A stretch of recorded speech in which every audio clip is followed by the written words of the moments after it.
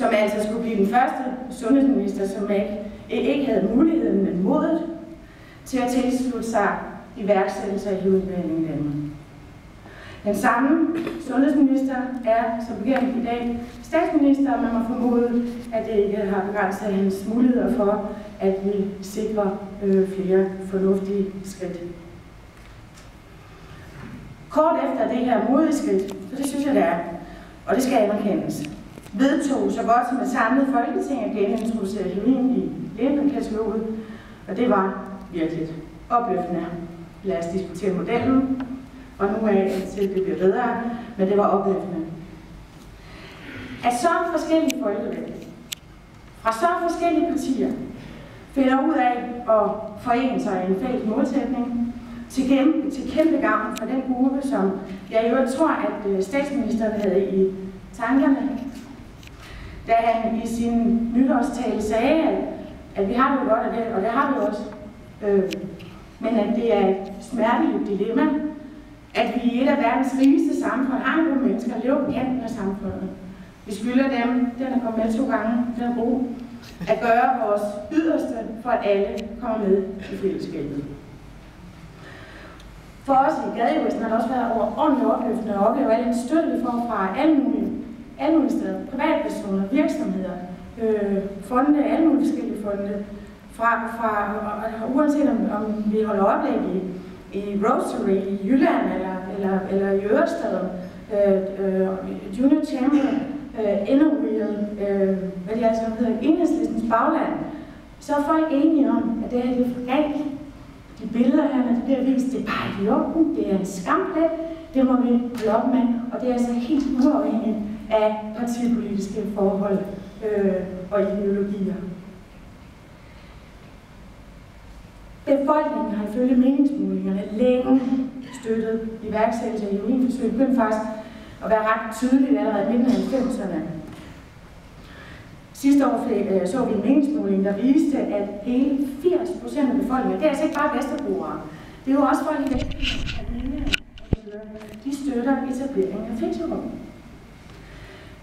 Meget tyder altså på, at befolkningen for længst har overhalet politikerne.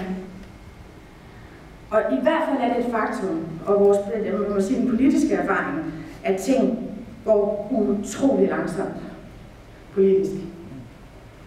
Og det er altså uanset om den øverste ledelse i det her land er rød eller grøn. Men vi må ikke glemme, at det der med, at vi taler meget, meget højt. Vi skal altså få stillet nogle spørgsmål. Vi skal ture stille spørgsmål. Vi skal være åbne. Vi skal ture være det. Vi skal ture skifte standpunkt. Vi må ikke fortabe os i partipolitiske detaljer, når vi har mennesker i det her land, der ligger dør i alder af 20-25 år i en baggård på Vesterbro. Det er unødvendige dødsfald. Vi må også lytte, når folk siger noget andet end det, vi ellers selv måske lige mener. Og der var en kæmpe fornøjelse, at Jack Cole er her i dag også.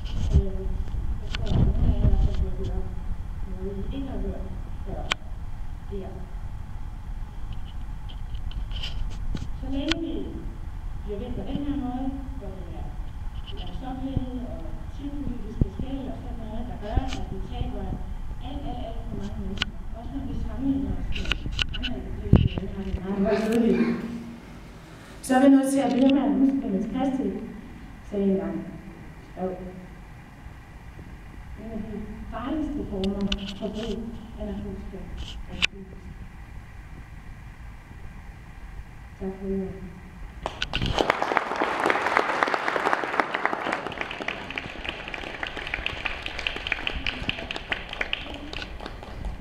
Jeg har aftalt med Jack, fordi vi jo har tabt Danny Kuslik, desværre, hans bog ligger heroppe, og der skulle være nok til, at i hvert fald mange af jer kan få. Men at Jack Cole rigtig gerne vil have noget af dens tid. Han har for lidt tid.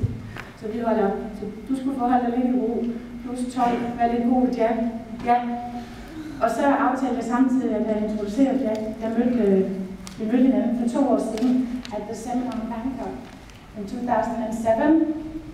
So Sorry, Jack. Ja. Og det gjorde stort indtryk på mig. Vi holdt begge oplæg dernede og fik nogle lange snakke og har mødt hinanden heldigvis en del gange siden. Jeg håber, at I tager godt imod Jack Cole fra Østrig.